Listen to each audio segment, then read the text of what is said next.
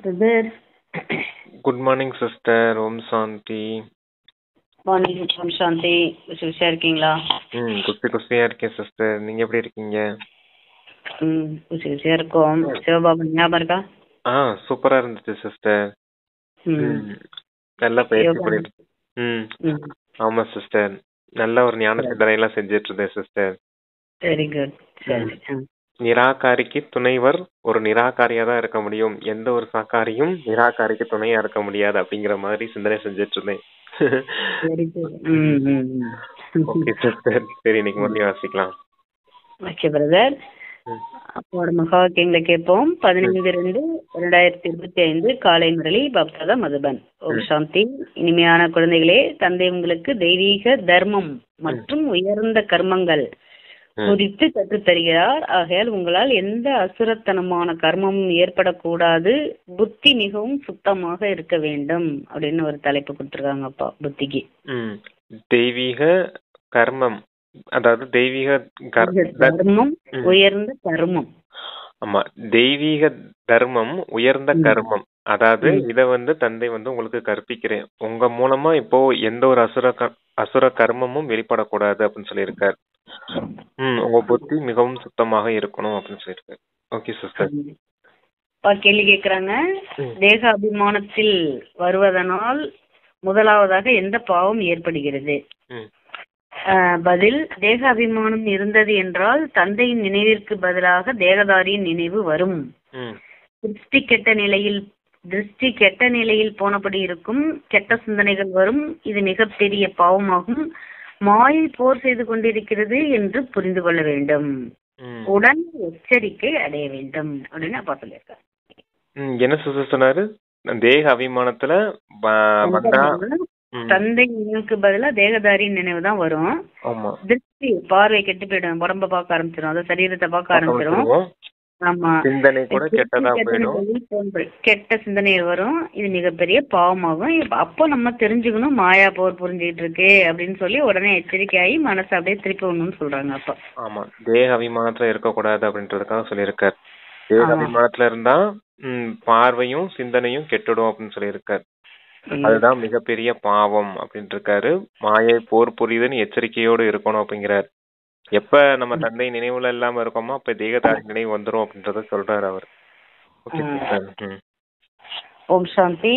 ஆன்மீக தந்தை ஆன்மீக குழந்தைகளுக்கு புரிய வைத்துக் கொண்டு இருக்கிறார். ஆன்மீக தந்தை எங்கிருந்து வந்தார்? ஆன்மீக உலகிலிருந்து அதனை நிர்வாண தாமம், சாந்தி தாமம் என்றும் சொல்கிறோம். இது கீதையின் விஷயமாகும். இந்த ஞானம் எங்கிருந்து வந்தது என உங்களிடம் கேட்கின்றனர். இது அதே கீதையின் ஞானம்தான் என்று சொல்லுங்கள். கீதையின் பாகம் நடந்து கொண்டு இருக்கிறது மற்றும் தந்தை படிப்பித்துக் கொண்டு இருக்கிறார். பகவானுடைய மகா வாக்கியம் அல்லவா. மேலும் பகவான் ஒருவர் தான் ஆவார். அவர் அமைதி கடல் ஆவார். இருப்பதும் கூட சாந்தி தாமம்.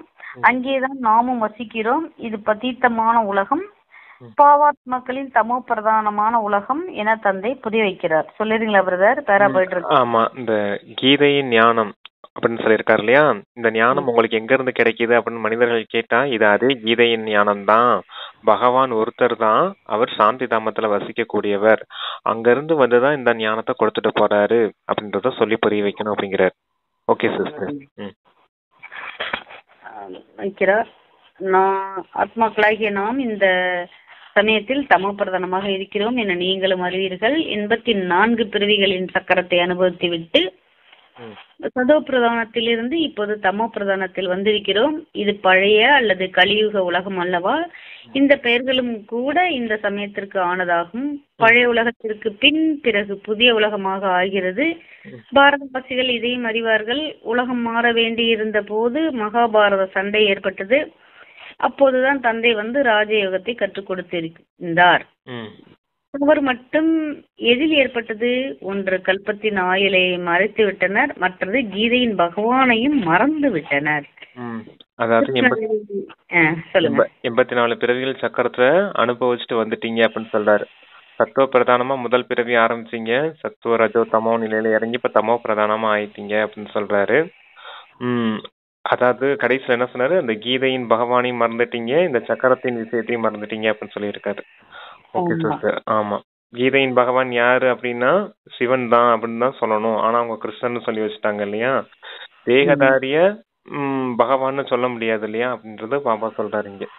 கீதை ஞானம். சொல்லுங்க சிஸ்டர். அவ்வளவுதான், வேற ஒண்ணும் இல்ல சிஸ்டர். அதாவது பழைய உலகம் புதிய உலகமா மாறுது. பாரதவாசிகள் நமக்கு தான் இதெல்லாம் தெரியும் அப்படின்னு அப்பா சொல்றாங்க. மேலும் உலகம் மாற வேண்டி இருந்த போதுதான் மகாபாரத சண்டை ஏற்பட்டதா காட்டியிருக்காங்க. மகாபாரத சண்டை ஸ்தூலமா நடந்ததா காட்டியிருக்காங்க. ஆனா உண்மையிலேயே மகாபாரத சண்டை நமக்குள்ள நடக்குது. அசுர குணங்களுக்கும் தெய்வீக குணங்களை தாரணை பண்றதுக்கு இடையில நடக்கிறது தான் மகாபாரத சண்டைன்னு இப்ப அப்பா நமக்கு புரிய வைக்கிறாங்க. Okay brother. கிருஷ்ணரை இறை தந்தை என்று சொல்ல முடியாது. ஆத்மா இறை தந்தையே என சொல்கிறது. ஆக அவர் நிராகார ஆகிவிட்டார். என்னை நினைவு செய்யுங்கள் என்ற நிராகார தந்தை ஆத்மாக்களுக்கு சொல்கிறார். நானே பதித்த பாவனன், என்னை ஓ பதித்த பாவனா என்று அழைக்கவும் செய்கின்றனர். கிருஷ்ணரோ தேகதாரி அல்லவா, எனக்கு சரீரம் எதுவும் கிடையாது, நான் நிராகாரி, மனிதர்களின் தந்தை அல்ல, ஆத்மாக்களின் தந்தையாவேன். இதை உறுதியாக்கி கொள்ள வேண்டும். ஆத்மாக்களாகி நாம் அடிக்கடி இந்த தந்தையிடமிருந்து ஆஸ்தியை எடுக்கிறோம். இப்போது 84 பிறவிகள் முடிந்தது. தந்தை வந்திருக்கிறார். பாபா பாபா என்றபடியே இருக்க வேண்டும். பாபாவை மிகவும் நினைவு செய்ய வேண்டும். முழு கல்பமும் ஸ்தூல தந்தையை நினைவு செய்தீர்கள். இப்போது தந்தை வந்துள்ளார். மேலும் மனித சிருஷ்டியில் இருந்து அனைத்து ஆத்மாக்களையும் திரும்ப அழைத்து செல்கிறார். ஏனென்றால் ராவண ராஜ்யத்தில் மனிதர்களுக்கு துர்கதி ஏற்பட்டுள்ளது. ஆகையால் இப்போது தந்தையை நினைவு செய்ய வேண்டும். இப்போது ராவண ராஜ்யமாக உள்ளது என்பதும் கூட மனிதர்கள் புரிந்து கொள்வது இல்லை. சொல்லுங்க பிரதர். மனிதனின் தந்தை, நான் ஒன்னும் மனிதனின் தந்தை கிடையாது, ஆத்மாக்களின் தந்தை அப்படின்னு சொல்லியிருக்காரு பாபா. அப்ப நிராகார தந்தை நிராகார ஆத்மாக்களுக்கு தந்தை அப்படின்னு சொல்லியிருக்காரு. நான் மனிதர்களின் தந்தை இல்லைன்னு சொல்லியிருக்காரு. கிருஷ்ணர் பாத்தீங்கன்னா ஞானம் கொடுத்த விஷயம் இப்படி இருக்குது அப்படின்னு சொல்லியிருக்காரு. அதாவது அங்க போர்க்களம் இருக்குது இல்லையா சிஸ்டர், போர்க்களத்துல இப்படி சண்டையிட்டு இருந்த மாதிரி இருந்துச்சு அப்படின்னு சொல்றாரு. வேற என்ன சிஸ்டர் சொன்னாரு? துர்கதி, அதாவது இப்போது தந்தை ஆஸ்தியை எடுக்கிறோம். ஆத்மாக்களாகிய நாம் இந்த தந்தையிடமிருந்து ஆஸ்தியை எடுக்கிறோம். இப்போது 84 பிறவிகள் முடிந்தது. தந்தை வந்திருக்கிறார். பாபா பாபா என்றபடியே இருக்க வேண்டும். அதாவது இறைவனே ஒரு சிருஷ்டில இறங்கி வந்துட்டாருன்னா அப்ப என்ன காரணமா இருக்கும்? அவரே வந்த பிறகு அவரை நினைக்காம அதங்காட்டில நமக்கு என்ன வேலை? முழு கட்டத்துக்கு வேண்டிய ஆஸ்தியை எடுக்கணும். பதித்த பவனா வாருங்கள்னு அழைச்சிங்க இல்லையா அப்படின்னு சொல்லி நமக்கு சமைக்க கொடுக்குறாங்க அப்பா. இப்போது தந்தை வந்துள்ளார். மேலும் மனித சிருஷ்டிலிருந்து அனைத்து ஆத்மாக்களையும் திரும்ப அழைத்து செல்கிறார். துர்கதி, மனிதர்களுக்கு ராவண ராஜ்யத்தில் துர்கதி ஏற்பட்டுள்ளது. ஆகையால் தந்தையை நினைவு செய்ய வேண்டும். ராவணனின் அர்த்தத்தையே புரிந்து கொள்வது இல்லை. தசரா கொண்டாடும் ஒரு வழக்கம் ஏற்பட்டு விட்டது, அவ்வளவுதான். நீங்கள் அர்த்தம் எதுவும் புரிந்து கொண்டு இருக்கவில்லை. இப்போது பிறருக்கு ஞானம் கொடுப்பதற்கான அறிவு கிடைத்துள்ளது. ஒருவேளை பிறருக்கு புரிய வைக்க முடியாது என்றால் தானே எதுவும் புரிந்து கொள்ளவில்லை என்ற அர்த்தம். தந்தைக்குள் சிருஷ்டி சக்கரத்தின் ஞானம் உள்ளது. நாம் அவரது குழந்தைகள் எனும் போது குழந்தைகளுக்குள்ளும் இந்த ஞானம் இருக்க வேண்டும். இது உங்களுடைய கீதா பாடசாலையாகும். என்ன லட்சியம்? இந்த லட்சுமி நாராயணராக ஆக வேண்டும். இது ராஜயோகம் அல்லவா? நாரனிலிருந்து நாராயணன், நாரியிலிருந்து லட்சுமி ஆவதற்கான ஞானம் இது. அந்த மனிதர்கள் அமர்ந்து கதைகளை சொல்கின்றனர். இங்கே நாம் படிக்கிறோம். நமக்கு தந்தை ராஜயோகம் கற்றுக் கொடுக்கிறார். இதை கற்றுக் கொடுப்பதே கல்பத்தின் சங்கம யுகத்தில்தான். நான் பழைய உலகை மாற்றி புதிய உலகை உருவாக்க வந்துள்ளேன் என தந்தை சொல்கிறார். புதிய உலகில் இவர்களின் ராஜ்யம் இருந்தது. சொல்றீங்களா பிரதர்? தந்தை நான் ராஜயோகம் கற்பிக்கிறேன். ராஜயோகம் கற்பிக்கக்கூடிய பாடசாலை இது ஒண்ணுதான். இந்த பாடசாலையின் மூலமா நீங்க என்ன ஆக போறீங்க? லட்சுமி நாராயணன் ஆக போறீங்க அப்படின்னு சொல்லியிருக்காரு. ஓகே சிஸ்டர், வாசிங்க. சக்கரத்தை தெரிந்து கொண்டீர்கள். 4 தர்மங்கள் முக்கியமானவை. இப்போது தேவதா குலம் இல்லை. தெய்வீக தர்மம் கெட்டு தெய்வீக கர்மம் கெட்டு விட்டன. இப்போது மீண்டும் உங்களுக்கு தெய்வீகமான உயர்ந்த தர்மத்தையும் உயர்ந்த கர்மத்தையும் கற்றுத்தருகிறார். ஆக தன் மீது கவனம் வைக்க வேண்டும். என்னால் எந்த அசுரத்தனமான கர்மமும் ஏற்படவில்லை தானே? மாயாவினால் எந்த கெட்ட சிந்தனையும் புத்தியில் வருவதில்லை தானே? கெட்ட பார்வை இருப்பதில்லை தானே? பார்க்க வேண்டும். இவருடைய பார்வை கெட்டதாகி உள்ளதா அல்லது கெட்ட சிந்தனைகள் வருகின்றனவா, அப்போது இவர்களை எச்சரிக்க வேண்டும். அவர்களுடன் சேர்ந்து கொண்டு விடக்கூடாது. அவர்களை எச்சரிக்க வேண்டும். உங்களுக்கு மாயையின் பிரவேசத்தின் காரணமாக இந்த கெட்ட சிந்தனைகள் வருகின்றன. நினைவில் அமரும் போது தந்தையின் நினைவுக்கு பதிலாக எந்த தேகத்தின் மேலாவது சிந்தனை செல்கிறது என்றால் மாயையின் சண்டை ஏற்பட்டு கொண்டிருக்கிறது என்று அர்த்தம். நான் பாவம் செய்து கொண்டிருக்கிறேன் என்று புரிந்து கொள்ள வேண்டும்.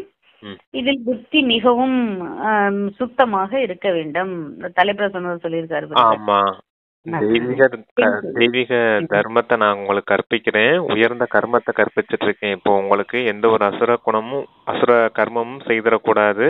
மிகவும் எச்சரிக்கையோடு இருக்கணும். தந்தையின் நினைவு இல்லை அப்படின்னா தேகதாரியை நினைவு செய்துட்டு இருக்கீங்க அப்படின்னு புரிஞ்சுக்கோங்க. மாயையின் போர் நடந்துகிட்டு இருக்குதுன்னு புரிஞ்சுக்கோங்க. உங்களுடைய பார்வை தவறா போகும். அந்த சிந்தனைகள் கூட கெட்ட சிந்தனையா போச்சுன்னா மாயின் போர் நடக்குதுன்னு புரிஞ்சுக்கிட்டு எச்சரிக்கையா இருந்துக்கோங்க அப்படின்னு சொல்லியிருக்காரு. Okay sister. நகைச்சுவையில் அதாவது கேலி செய்தல் ஈடுபட்டாலும் கூட நிறைய நஷ்டம் ஏற்பட்டுவிடும். ஆகையால் உங்களின் வாயில் இருந்து எப்போதும் சுத்தமான பேச்சு வெளிப்பட வேண்டும். கெட்ட பேச்சுக்கள் அல்ல, நகைச்சுவை முதலானதும் கூட அல்ல. நான் நகைச்சுவைக்காக கேலியாக சொன்னேன் என்பது அல்ல, அது கூட நஷ்டத்தை ஏற்படுத்துவதாக ஆகிவிடும். நகைச்சுவையில் கூட விகாரத்தின் வாசம் இருக்கக்கூடாது. மிகுந்த எச்சரிக்கையுடன் இருக்க வேண்டும். உங்களுக்கு தெரியும், நிர்வாண மனிதர்கள் இருக்கின்றனர். அவர்களின் சிந்தனை விகாரங்களின் பக்கம் செல்வதில்லை. நிர்வாண மனிதர்கள் இருக்கின்றனர்.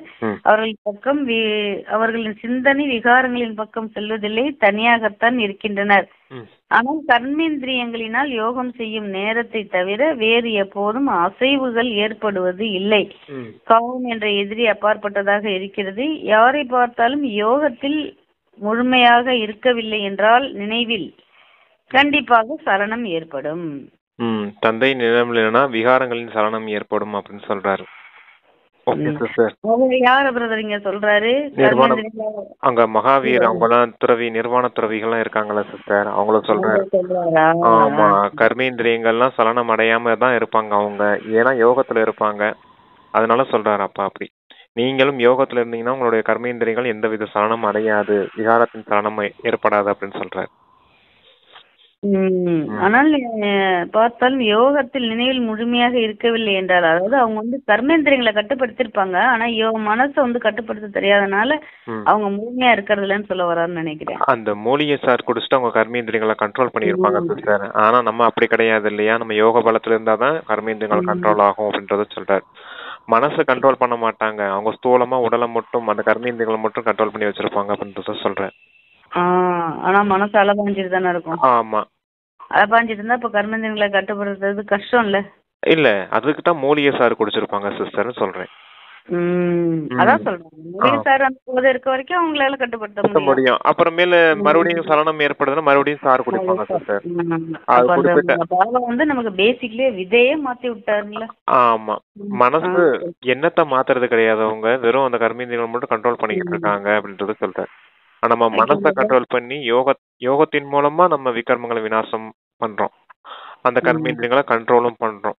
அதனாலதான் பாபா சொல்லுவாரு, யார் என்னுடைய வழிப்படி நடக்கிறாங்களோ தூய்மையா இருக்காங்களோ அவங்களுக்கு தான் சொர்க்கத்தின் ஆஸ்தி கிடைக்கும்னு சொல்லுவாரு. இது வேற வழி இல்லையா, மனிதர்களின் வழி அவங்களுடைய மனதின் வழியாயிடுச்சு இல்லையா. இப்படிப்பட்டவங்களுக்கு எப்படி சொர்க்கத்தின் ஆஸ்தி கொடுக்க முடியும்? இருந்தாலும் தூய்மையா தான் இருக்காங்க, இருந்தாலும் வழி வேறையாயிடுச்சு இல்லையா அப்படின்றத சொல்லுவார். சரிங்க சிஸ்டர் வாசிங். யோகத்தில் முழுமையாக, அதாவது நினைவில் முழுமையாக இருக்கவில்லை என்றால் கண்டிப்பாக சலனம் ஏற்படும். தன்னை பரீட்சித்து பார்த்து கொள்ள வேண்டும். தந்தை நினைவிலேயே இருந்தீர்கள் என்றால் இது போன்ற எந்த விதமான நோயும் இருக்காது. யோகத்தில் இருப்பதன் மூலம் இது எதுவும் இருக்காது. சத்தியுகத்தில் எந்த விதமான அழுக்கும் இருக்காது. அங்கே சலனத்தை ஏற்படுத்தும் ராவணனின் சஞ்சலமே இருக்காது. அங்கே யோகியின் வாழ்க்கை இருக்கும். இங்கும் கூட நிலை மிகவும் உறுதியாக இருக்க வேண்டும். யோக பலத்தின் மூலம் இந்த அனைத்து வியாதிகளும் நீங்கிவிடும். இதில் மிகவும் முயற்சி செய்ய வேண்டியுள்ளது. ராஜ்யத்தை எடுப்பது என்பது ஏதோ சுற்றி வீடு போல அல்ல, முயற்சி செய்ய வேண்டும் அல்லவா. யோக பலத்தாலதான் உலக ராஜ்யத்தை அடையிறீங்க. அப்ப அங்க பாருங்க, எல்லாரும் யோகிகளா இருக்காங்க. சத்தியுகத்துல ராவணனே கிடையாது, இருந்தாலும் எப்படி யோகிகளா இருக்காங்க. அவனுடைய கர்மேந்திரியங்கள் எல்லாம் தன்னுடைய கண்ட்ரோல்ல வச்சிருப்பாங்க. அங்க எந்த ஒரு சலனமும் இருக்காது, ராவணனும் இல்ல இல்லையா? அப்ப அதே சம்ஸ்காரத்தை நீங்க இங்க பிராமணரா இருக்கும்போது எடுத்து வந்திருக்கணும் அப்படின்றது சொல்றாரு. இதனுடைய பலனாத்தானே அங்க அனுபவிக்கிறீங்க. அப்ப இப்பயே அந்த சம்ஸ்காரம் உங்களுக்கு வேணும் அப்படின்றத சொல்றாரு சிஸ்டர். இங்க எப்படி தூய்மையா இருக்கணும் பாத்துக்கோங்க அப்படின்றத சொல்றாரு. சித்தி வீடு ஆமா போல ஆமா அல்ல. ஆமா, சொர்க்க ராஜ்யத்தை அடையிறது ஒண்ணு சித்தி வீடு போல அல்ல அப்படிங்கறத சொல்லியிருக்காரு. சித்தி வீடுங்க, அதாவது அம்மாவோட தங்கச்சி வீட்டுக்கு ஈஸியா பக்கத்துல இருப்பாங்க, போயிடுவோம்னு சொல்றாரா? ஆமா பக்கத்து, ஆமா சிஸ்டர், அது ரொம்ப ஈஸி இல்லையா? யாரும் ஒண்ணும் சொல்ல மாட்டாங்க, நம்மள கூப்பிட்ட உடனே ஓடி போயிருவோம் இல்லையா? அதே மாதிரி கூப்பிட்ட உடனே சொர்க்கத்துக்கு போறோம் அப்படின்னு சொன்ன நிமிஷத்துலயே போயிட முடியாது இல்லையா அப்படிங்கறத சொல்றாரு. முயற்சி, அதுக்கான இது இருக்குது இல்லையா, சுயமுயற்சின்னு இருக்குது இல்லையா, அதுவும் கடினமா தான் இருக்கும். அப்ப இதெல்லாம் நீங்க செஞ்சே ஆகணும் அப்படின்னு சொல்றாரு. முதல்ல என்ன சொன்னாரு? பார்வையை சொன்னாரு, சிந்தனையை சொன்னாரு, அடுத்து வார்த்தையை சொன்னாரு இல்லையா? கேலி செஞ்சுட்டு பேசிட்டு இருக்காதீங்க, டபுள் மீனிங் எல்லாம் பேசிட்டு இருக்காங்க, விகாரத்தின் பேச்செல்லாம் பேசிட்டு இருக்காதீங்க அப்படின்னாரு. அடுத்து இப்ப நடத்தைய சொல்றாரு, விகாரங்களை பத்தி சொல்லிட்டு இருக்காரு.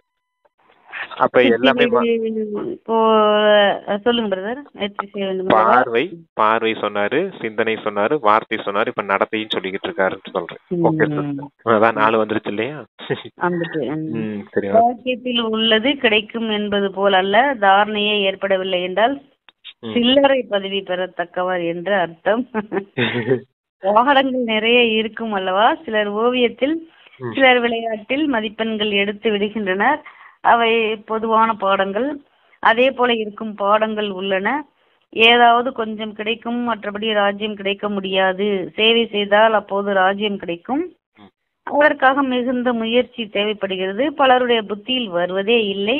உணவு செரிமானமே ஆகாதது போல. அதாவது ஞானம் செரிமானம் ஆகணும் உங்களுக்கு, அதாவது தாரணை ஆகணும்னு சொல்றாரு. ஞானம் தாரணை இருந்தாதான் யோகா செய்ய முடியும். யோகா செய்தாதான் நடைமுறையில கொண்டுட்டு வர முடியும். அப்ப இத்தனை விஷயம் இருக்குது இல்லையா? இல்ல சேவையாவது செய்யணும். இதெல்லாம் இருந்தாதான் ராஜ்ய பதவி அடைய முடியும். ஏதோ வந்தோம் போனோம், ஏதோ பாக்கியத்துல இருக்குது கிடைக்கும் அப்படின்னு நினைச்சிட்டு இருந்தோம் அப்படின்னா ஏதோ கொஞ்சம் பதவி தான், சில்லறை காசு தான் கிடைக்கும் அப்படின்றது சொல்றாரு. பெரிய ராஜ்யம்லாம் கொடுக்க முடியாது அப்படின்றது சொல்றாரு. பிரஜையா தான் போக வேண்டியது இருக்கும் அப்படின்னு சொல்றாரு சிஸ்டர். உயர் பதவி அடைவதற்கான தைரியம் இல்லை. இதை கூட வியாதி என்று சொல்லலாம் அல்லவா? நீங்கள் எந்த விஷயத்தை பார்த்தாலும் பார்க்காதவராக இருங்கள். ஆன்மீக தந்தையின் நினைவில் இருந்து பிறருக்கு வழி காட்ட வேண்டும். குருடருக்கு கைத்தடியாக வேண்டும். நீங்கள் வழியை அறிந்துள்ளீர்கள். படைப்பவர் மற்றும் படைப்பின் ஞானம், முக்தி மற்றும் ஜீவன் முக்தி உங்களுடைய புத்தியில் சுற்றியபடி இருக்கின்றன. குழந்தைகளின் நிலையிலும் கூட இரவு பகலுக்கான வித்தியாசம் உள்ளது. ஓரிடத்தில் மிகவும் செல்வந்தராக, சில இடங்களில் முற்றிலும் ஏழைகளாக ஆகின்றனர். ராஜ்ய பதவியில் வித்தியாசம் உள்ளதல்லவா? மற்றபடி ஆம், அங்கே ராவணன் இருக்காத காரணத்தால் துக்கம் இருக்காது. மற்றபடி செல்வ செழிப்பில் வித்தியாசம் உள்ளது. செல்வத்தில் சுகம் இருக்கும். அதாவது சொர்க்கத்துல சுகம் இருக்கும், ஆனா செல்வ செழிப்புல வித்தியாசம் இருக்கும். பணக்காரர்கள் ஏழைகள் 2 விதமா இருப்பாங்க இல்லையா? அப்ப முழுமையான சுகம் இருக்கும் அப்படின்ற யாருக்கு கிடைக்கும்? செல்வந்தர்களுக்கு கிடைக்கும். இப்ப ராஜா ராணி இருக்காங்கன்னு வச்சுக்கோங்கவேன். இப்ப தாசதாசிகளும் இருப்பாங்க. ராஜாராணி என்ன சாப்பிட்றாங்களோ அதேதான் தாசதாசிகளும் சாப்பிட போறாங்க. அங்க வித்தியாசம் இருக்க போறது இல்ல. ஆனா முதல்ல பரிமாறுறது யாருக்கு பரிமாறுவாங்க? ராஜாராணி தானே பரிமாறுவாங்க. சுட சுட சாப்பாடு சாப்பிட்டாதுன்னா டேஸ்டா இருக்கும். ஆறி போன சாப்பாடை சாப்பிட்டா அங்க டேஸ்ட் குறைஞ்சு போயிடும் இல்லையா? அப்ப முதல்ல ராஜாராணி உட்காந்து சாப்பிடும்போது முழுமையான சுகத்தை அனுபவிப்பாங்க. கடைசியா தாசதாசி போய் சாப்பிட போகும்போது அந்த அளவுக்கு சுகம் இருக்காது இல்லையா? 2க்கு வித்தியாசம் இருக்குது இல்லையா சிஸ்டர்? அந்த மாதிரி சொல்றாரு அப்பா. செல்வந்தர்களும் இருக்காங்க, ஏழைகளும் இருக்காங்க. யாருக்கு முழுமையான சுகம் இருக்கும்னு பாத்துக்கோங்க. ஆனா சுகமான உலகம்தான். ஆனா இந்த பதவியில வரிசை கிரமம் இருக்கும் அப்படின்னு சொல்லியிருக்காரு. நீங்க எந்த அளவுக்கு இங்க முயற்சி செய்றீங்களோ அந்த அளவுக்கு உயர்ந்த பதவி அங்க அடைஞ்சுக்கோங்க அப்படிங்கிறார். அதுக்கு குறிப்பா அந்த கவனம் கொடுக்க வேண்டிய விஷயம் அந்த 4 சொன்னா இல்லையா? பார்வை, சிந்தனை, வார்த்தை, நடத்தை, இதெல்லாம் சரியா இருக்கான்னு பாத்துக்கோங்க அப்படிங்கிறார். சரிங்க. எந்த அளவு நினைவில் இருப்பீர்களோ அந்த அளவு ஆரோக்கியம் நன்றாக இருக்கும். முயற்சி செய்ய வேண்டும். பலருடைய நடத்தை அஞ்ஞானி மனிதர்களுடையது போல இருக்கிறது. இவர்கள் யாருக்கும் நன்மை செய்ய முடியாது. இறுதி பரீட்சை நடக்கும் போது யார் எவ்வளவு மதிப்பெண்கள் எடுத்து தேர்ச்சி அடைவார்கள் என்பது தெரிந்துவிடும். பிறகு அந்த சமயத்தில் ஐயோ ஐயோ என அலற வேண்டியிருக்கும். பாப்தாதா இருவருமே எவ்வளவு புரிய வைத்தபடி இருக்கின்றனர். தந்தை வந்ததே நன்மை செய்வதற்காக. தனது நன்மையும் செய்து கொள்ள வேண்டும், ம், பிறருடைய நன்மையும் செய்ய வேண்டும். வந்து தூய்மையற்ற எங்களுக்கு தூய்மையாகும் வழி காட்டுங்கள் என்று தந்தையை அழைக்கவும் செய்தீர்கள். ஆக தந்தை ஸ்ரீமத் கொடுக்கிறார், நீங்கள் தன்னை ஆத்மா என புரிந்து கொண்டு தேகாபிமானத்தை விட்டு என்னை நினைவு செய்யுங்கள். எவ்வளவு சகஜமான மருந்தாக உள்ளது. ம், நாங்கள் ஒரு சில பாபாவை நாங்கள் ம், ஒரு சிவபாபாவை மட்டும் ஏற்கிறோம் என்று சொல்லுங்கள்.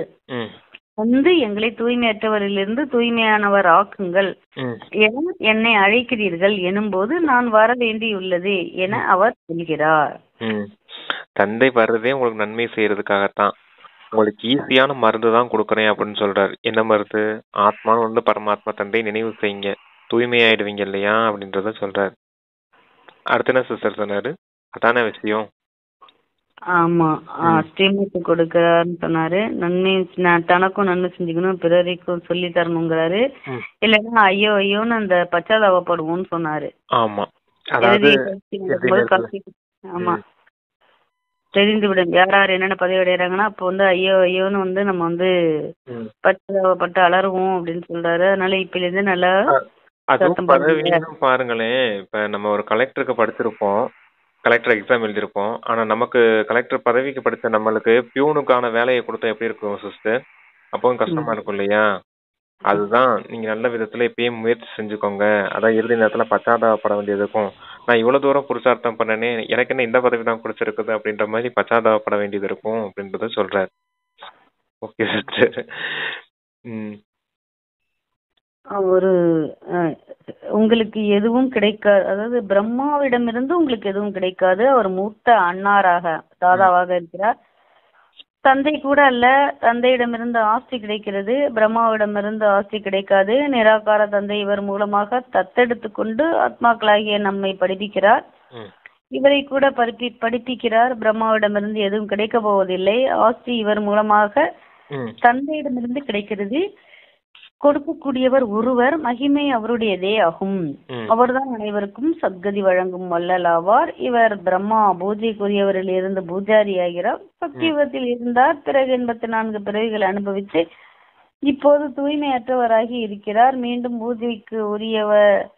பூஜைக்கு உரிய தூய்மையானவர் ஆகி கொண்டு இருக்கிறார். நாம் தந்தையிடமிருந்து கேட்கிறோம், எந்த மனிதரிடமிருந்தும் கேட்கவில்லை. மனிதர்களுடையது பக்தி மார்க்கமாகத்தான் உள்ளது. இது ஆன்மீக ஞான மார்க்கம். ஞானம் ஒரு ஞான கடலிடம் மட்டுமே உள்ளது. ஞான நதிகளாகிய நாம் ஞான கடலில் இருந்து வெளிப்படுகிறோம். மற்றபடி அவையெல்லாம் நீராலான கடல் மற்றும் நதிகள் ஆகும். குழந்தைகளுக்கு இது அனைத்து விஷயங்களும் கவனத்தில் இருக்க வேண்டும். உள்நோக்கு முகமாகி புத்தியை செலுத்த வேண்டும். தன்னைத்தான் முன்னேற்றிக் கொள்வதற்காக உள்நோக்கு முகமாகி தன்னை சோதிக்க வேண்டும். சொல்லிடலாம் சிஸ்டர். ஞான கடல் ஞான நதின்னு சொன்னார். தந்தை தான் ஞான கடலா இருக்காரு. ஞான கடல் மூலமாக வெளிப்பட்ட ஞான நதிகள் அப்படின்னு சொல்றாரு. இந்த ஞான நதிகள்னு சொல்றது பதித்த பாவனி கங்கைன்னு சொல்லி வச்சிருக்காங்க இல்லையா? அப்ப அது ஸ்தூல நீரின் விஷயம், இது தந்தை கொடுத்த ஞானத்தின் விஷயம் அப்படின்னு சொல்றாரு. ஞானத்தின் மூலமா தான் நீங்க தூய்மையாக முடியும் அப்படின்னு. அதுக்கு முன்னாடி சொன்னாரு, பிரம்மாவை பாருங்க, முதல்ல பூஜாரியா இருந்தாரு, இப்ப பூஜைக்குரியவரும் ஆகிறாரு. இவர் 84 பிறவிகளின் சக்கரத்தை எப்படி சுத்தி வந்திருக்காரு பாருங்க அப்படின்றத சொல்றாரு. இப்ப என்ன காரியம் செய்துட்டு இருக்காரு? தூய்மையாகி மீண்டும் பூஜைக்குரியவரா ஆகிறதுக்கான முயற்சி செய்துட்டு இருக்கான் அப்படின்னு சொல்றாரு. Okay sister. தன்னை சோதிக்க வேண்டும். ஒருவேளை வாயிலிருந்து கெட்ட வார்த்தைகள் வெளிப்பட்டால், கெட்ட பார்வை செல்கிறது என்றால் தன்னை கடிந்து கொள்ள வேண்டும். என் வாயிலிருந்து கெட்ட வார்த்தைகள் ஏன் வந்தன, என்னுடைய திருஷ்டி ஏன் கெட்டு போனது, தன்னைத்தான் அடித்து கொள்ளவும் வேண்டும். அடிக்கடி எச்சரிக்கை கொடுத்து கொண்டே இருக்க வேண்டும். அப்போதுதான் உயர் பதவி அடைய முடியும். வாயிலிருந்து கெட்ட வார்த்தைகள் வரக்கூடாது. தந்தை அனைத்து விதமான அறிவுரைகளும் கொடுக்க வேண்டியுள்ளது. யாரையாவது பைத்தியம் என்று சொல்வதும் கூட கெட்ட வார்த்தையாகும். பாருங்க பிரதர், பைத்தியம் அதாவது சாட்டையால அடிச்சு ஸ்தூலமா அடிச்சு காசு கேட்பாங்கல்ல, தெரியுமா? சாட்டை அடிக்கிறங்க அந்த மாதிரி நம்மளே ஆத்மாவில அடிச்சு நம்ம மாத்த சொல்றாரு. இந்த ஸ்தூலமா தான் நம்ம தேகத்தை தான் அடிச்சுக்க சொல்றாரு. கர்மேந்திரியங்கள்ல அடிச்சுக்கோங்க, நீங்க எச்சரிக்கையோட அடிச்சு ஆத்மாவில சிந்தைய மாத்துங்கன்றாரு. ஆமா, சொல்லுங்க பிரதர். ஆ, பைத்தியம் என்று சொல்வது கூட ஆமா. கெட்ட வார்த்தையாகிட்டாரு. அதான் வாயில இருந்து உங்களுக்கு வார்த்தை வருது அப்படின்னாலே நிரகங்காரியா இருக்கணும். பணிவுத்தன்மை நிரம்பிய வார்த்தைகள் தான் இருக்கணும். அப்பா சொல்லுவா இல்லையா, நிராகாரி, நிரகங்காரி, நிர்விகாரி அப்படின்னு.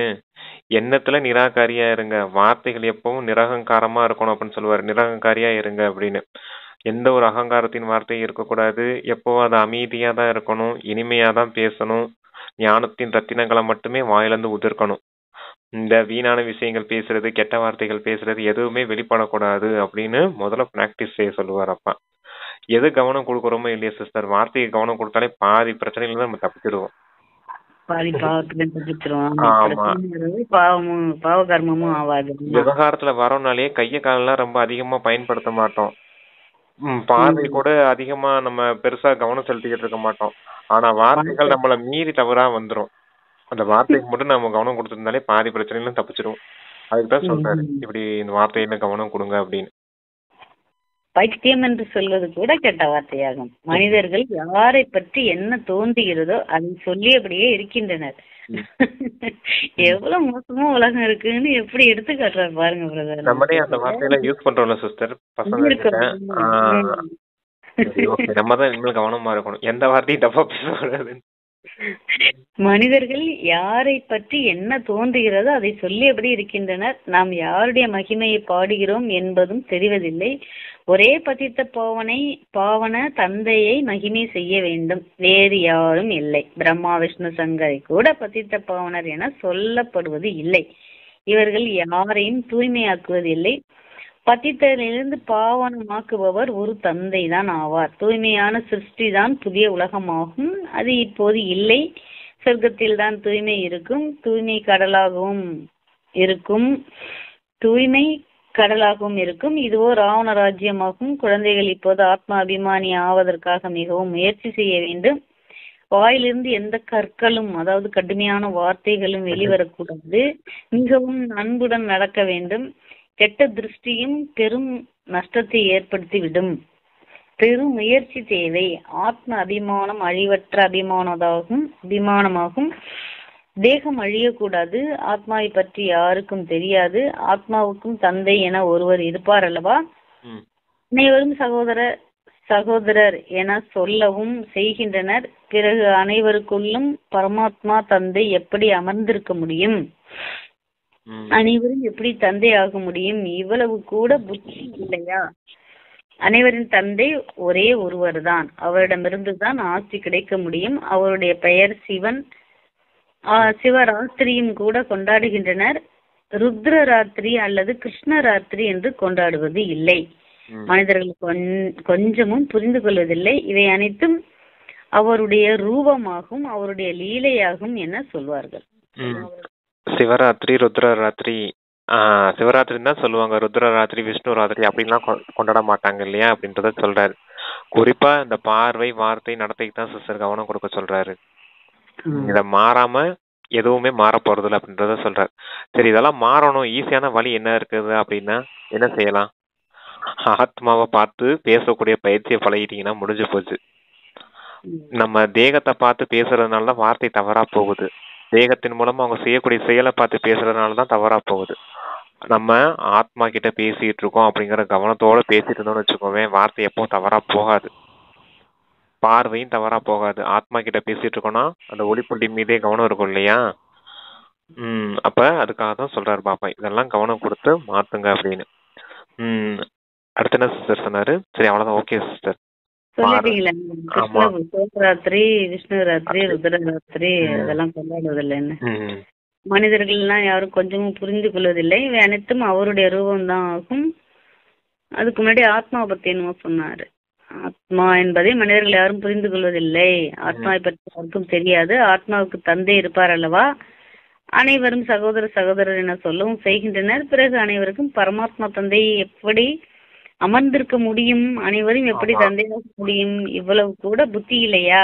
அனைவரின் தந்தை ஒரே ஒருவர் தான் அப்படின்னு புரிய வைக்கிறார். ஆமா, எல்லாருமே சகோதர ஆத்மாக்கள் தான் அப்படின்னு சொல்றாரு. எல்லாருக்குள்ளயும் பகவான் இருக்காருன்னு சொல்லிட்டாங்க மனிதர்கள். அதாவது நான் கடவுள் நீயும் கடவுள் அப்படின்னு சொல்லிட்டாங்க இல்லையா, அதுக்காக சொல்றார். எல்லாருக்குள்ளயும் எப்படி பகவான் இருக்க முடியும், எல்லாரும் ஆத்மாக்கள் தான் அப்படின்றத சொல்றார். ஒவ்வொருத்தவங்களுக்குள்ளயும் ஆத்மா தான் இருக்குது, பரமாத்மா தனிப்பட்டவரா இருக்காரு அப்படின்றத சொல்றார். பகவான் தனிப்பட்டவர், மற்றவை எல்லாமே சகோதர ஆத்மாக்கள் தான். எல்லா ஆத்மாக்களுக்கும் தந்தை பரமாத்மா மட்டும்தான் அப்படின்னு சொல்லியிருக்காரு. எல்லைக்கு ஓகே பிரதர், எல்லைக்கு அப்பாற்பட்ட தந்தையிடமிருந்து எல்லைக்கு அப்பாற்பட்ட ஆஸ்தி கிடைக்கிறது எனும் போது அந்த தந்தையின் சிரேஷ்ட வழிப்படி நடக்க வேண்டும் என இப்போது நீங்கள் புரிந்து கொண்டு இருக்கிறீர்கள். என்னை நினைவு செய்யுங்கள் என்று தந்தை சொல்கிறார். தொழிலாளர்களுக்கும் கூட கற்பிக்க வேண்டும், அப்போது அவர்களின் நன்மையும் ஏற்படும். ஆனால் தானே நினைவு செய்ய முடிவதில்லை எனும் போது மற்றவர்களுக்கு என்ன நினைவு செய்விக்க முடியும்? ராவணன் ஒரேடியாக பதித்தராக ஆக்கி விடுகிறான். தந்தை வந்து பரிஸ்தானத்தை சொர்க்கத்தை சேர்ந்தவர்களாக ஆக்குகிறார். அதிசயம் அல்லவா? யாருடைய புத்தியிலும் இந்த விஷயங்கள் இல்லை. இந்த லட்சுமி நாராயணர் எவ்வளவு உயர்ந்த பரிஸ்தானில் இருந்து பிறகு எவ்வளவு பத்தித்தராகி விடுகின்றனர். ஆகையால் பிரம்மாவின் பகல் பிரம்மாவின் இரவு பாடப்பட்டுள்ளது. நீங்கள் நிறைய சேவை செய்ய முடியும். நீங்கள் என்னை நினைவு செய்யுங்கள் என்று தந்தை சொல்கிறார். வாசல் தோறும் அலைவதை விட்டு விடுங்கள். இந்த ஞானமே அமைதியின் ஞானமாகும். தந்தையை நினைவு செய்வதன் மூலம் நீங்கள் சதோ பிரதானமாகி விடுவீர்கள். இந்த மந்திரத்தை மட்டுமே கொடுத்தபடி இருங்கள். பக்குவப்படும் வரை யாரிடமிருந்தும் பணம் வாங்கக்கூடாது. தூய்மை, அதாவது சென்டர்ல யாருக்கிட்டையும் பணம் வாங்கக்கூடாது. அவங்க உண்மையிலேயே பிராமணர்களா மாறுறது வரைக்கும் அவங்க இருந்து பணம் வாங்கக்கூடாது அப்படின்னு சொல்றாரு. சேவாக்கு, ஆமா, சேவைக்கு பணம் வாங்கக்கூடாது. ஏன்னா அவங்க விகாரத்துல இருக்காங்களா என்ன ஏதுன்னு தெரியாது இல்லையா நமக்கு. அதுக்காக பாபா அப்படி சொல்றாரு, பக்குவம் ஆகிற வரைக்கும் நீங்க அதை செய்யக்கூடாது அப்படின்றாரு. இப்ப பிரம்மாவின் இரவு பிரம்மாவின் பகல் சொன்னார் இல்லையா. இந்த லட்சுமி நாராயணன் எப்படி பதித்தமானவங்களா ஆயிருக்காங்க அப்படிங்கறத சொல்றாரு. மீண்டும் அந்த பதித்த நிலையிலிருந்து மீண்டும் எப்படி பாவனமாகறாங்க, அதாவது அந்த பரிஸ்தான்னு சொல்லியிருந்தாரு இல்லையா. தந்தை வந்து உங்களை பரிஸ்தானுக்கு தகுதியுடையவராக்குறாரு, ராவணன் உங்களை துர்க்கதி அடைய வைக்கிறான் அப்படின்னு சொல்லியிருந்தாரு. Okay sister. இப்ப இந்த யாரிடமிருந்தும் பணம் வாங்க கூடாது அப்படிங்கிறது வந்து ஸ்ரீமத் நமக்கு அப்ப இல்லையா. ஆமா, யாருக்கிட்டையும் நம்ம பணம் வாங்க கூடாது. அவங்க கரெக்டா பிராமணர்கள் ஆக்குற வரைக்கும். அது சரண்டர் இல்ல. சென்டருக்கு வராங்க, பாடம் படிக்கிறாங்கன்னா அவங்க உண்டியல போட்டு போவாங்க இல்லையா, அது ஒண்ணு சொல்லலப்பா. தேவைக்கு மற்றபடி அவங்க கிட்ட பணம் வாங்காதீங்க அப்படிங்கறத சொல்றாரு. Okay sister. நாங்கள் தூய்மையாக இருப்போம் என்று உறுதிமொழி கொடுங்கள். அப்போது நாங்கள் உங்கள் கையால் சமைத்ததை சாப்பிட முடியும், எதையும் வாங்கிக் கொள்ள முடியும் என்று சொல்லுங்கள். தந்தை நினைவுல இருந்து சமைச்சிருப்பாங்களா இல்லையான்னு தெரியாது இல்லையா, அதுதான் அதையும் பக்குவமா சொல்றாரு. அதான் சொல்றாரு, தந்தை என்று உறுதிமொழி கொடுங்கள். அப்போது நாங்கள் உங்கள் கையால் சமைத்ததை சாப்பிட முடியும், எதையும் வாங்கிக் கொள்ள முடியும் சொல்லுங்கள். அப்பதான் உங்களா கையில சமைச்சதை நாங்க சாப்பிடுவோம் அப்படின்னு சொல்லுங்கன்றாரு. ஆமா, நாங்க தூய்மையா இருக்கோம், நீங்களும் தூய்மையா இருக்கணும் அப்படின்றதுக்கு சொல்லுங்க அப்படின்றாரு. அப்பதான் நீங்க சமைச்சதை நாங்க சாப்பிட முடியலன்னு நாங்களும் சாப்பிட முடியாது அப்படின்னு சொல்லிடுங்க அப்படின்றாரு. எதையும் வாங்கிக் கொள்ள முடியும் என்று சொல்லுங்கள். பாரதத்தில் கோவில்கள் ஏராளமாக உள்ளன. வெளிநாட்டவர்கள் முதலானவர்கள் யார் வந்தாலும் தந்தையை நினைவு செய்யுங்கள் என்ற செய்தியை அவர்களுக்கு கூறுங்கள். அச்சா, முரளி நிறைவேறுகிறது. ஆமா, வாசல் வாசலா அலையிறதெல்லாம் விட்டுருங்க அப்படின்னு சொல்றாரு. கோயில் கோயிலா வாசல் வாசலா அலைஞ்சிட்டு இருந்தீங்க, இப்ப தந்தையே உங்களுக்கு கிடைச்சிட்டாருன்னா தந்தை சொல்ற ஸ்ரீமத் படி நடந்து நீங்க அவர் காட்டுற வழிப்படி நடந்தீங்கன்னா உயர்ந்த பதவி அடைஞ்சிருவீங்க அப்படின்னு சொல்லியிருக்காரு. லாஸ்ட் என்ன சிஸ்டர் சொன்னாரு?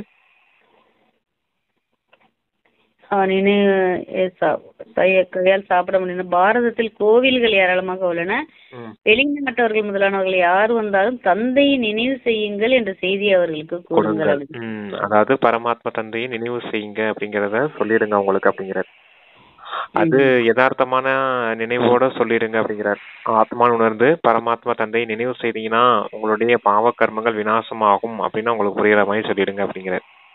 அவ்வளவுதானே, ஞானமே அவ்வளவுதானே. சொல்றாரு. எப்ப நம்ம நினைவு செய்ய ஆரம்பிச்சிட்டோமோ அப்பவே தூய்மையாக ஆரம்பிச்சிருவோம் இல்லையா. ஒரு நொடிக்கே பலன் கொடுக்குறேன் அப்படின்னு தானே சொல்றாரு. ஒரு நொடி ஆத்மா வந்து பரமாத்மா நினைவு செஞ்சீங்கன்னா அந்த நொடிக்கான பலனே 13 மடங்கு கிடைக்கும் அப்படின்னு தானே சொல்றாரு.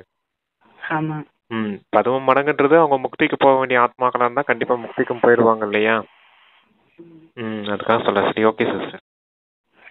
இனிமையிலும் இனிமையான காணாமல் போய் கண்டெடுக்கப்பட்ட செல்ல குழந்தைகளுக்கு தாயும் தந்தையுமான பாப்தாதாவின் அன்பு நினைவுகள் மற்றும் காலை வணக்கம். ஆன்மீக குழந்தைகளுக்கு ஆன்மீக தந்தையின் நமஸ்தே நமஸ்தே. தாரணா கேள்வி முக்கிய சார்.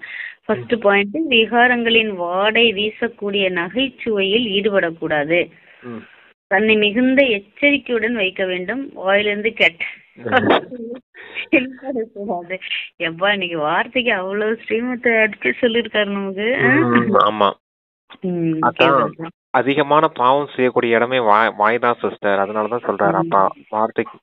நானுமே முதல்ல கவனம் கொடுத்ததே இந்த வார்த்தை தான். முதல்ல எப்படி வார்த்தை இனிமையா பேசுறது அப்படின்றதுல தான் கவனம் கொடுக்கணும்னு நினைச்சுதான் ப்ராக்டிஸ் பண்ணி தான் வந்துச்சு வார்த்தையே. எப்படி இனிமையா பேசுறதுக்கு, எப்படி அமைதியா பேசுறது. இதுக்கு முன்னால நம்ம எப்படி பேசிட்டு இருப்போம், அகங்காரத்தோட அப்படி பேசிட்டு இருப்போம் இல்லையா.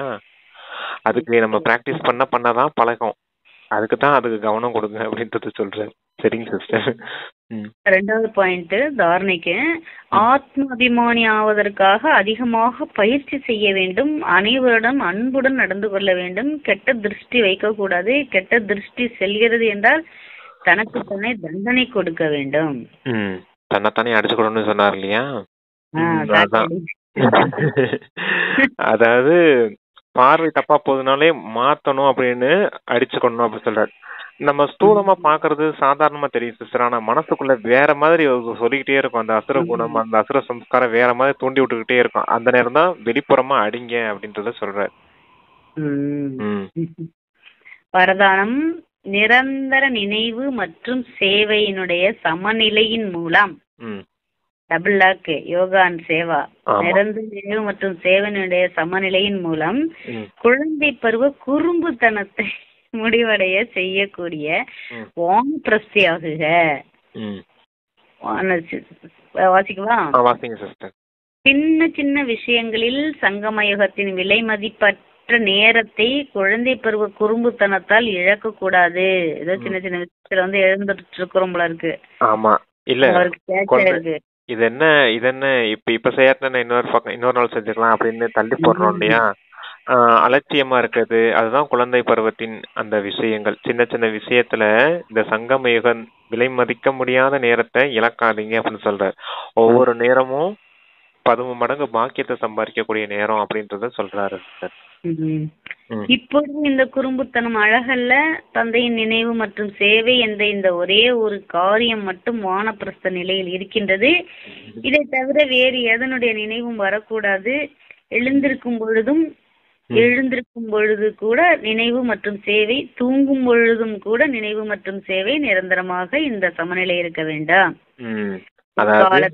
அதாவது எழுந்திருக்கும் போதும் சரி, தூங்கும் போதும் சரி, எப்பவுமே நினைவு மற்றும் சேவை இந்த ஒரே ஒரு காரியம் தான் உங்களுக்கு இருக்குது அப்படின்னு சொல்றாரு.